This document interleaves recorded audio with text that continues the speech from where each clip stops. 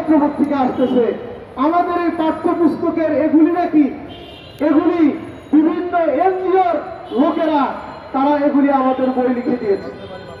সেদিন পত্রিকায় বিস্তারিত এসেছে ভারতের কোন কোচিং সেন্টারের ওয়েবসাইট থেকে, অমুক দেশের কোন কোচিং সেন্টারের ওয়েবসাইট থেকে তথ্য এনে আমাদের দেশে পাঠ্যপুস্তক রচনা করা হয়েছে। আমাদের দেশের শিক্ষাবিদদের নাকাল করেছে। আমাদের দেশের শিক্ষাবিদরা লিখতে জানে না, এই জন্য বোধহয় সেখান থেকে আনতে হয়েছে। এটা আমাদের জন্য লজ্জাজনক, দুঃখজনক।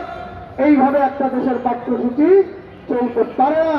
এগুলি পরিকল্পিতভাবে আমাদেরকে, এদেশের সন্তানদেরকে আগামী দিনে দণ্ডমূর্খ করে রাখার জন্য, আমাদেরকে মূর্খ রাখবে, অন্যরা এসে আমাদের দেশ চালাবে, এই জন্য পরিকল্পিতভাবে এই পাঠ্যপুস্তক প্রণয়ন করা হয়েছে। আমি শেষ কথা বলে যাই,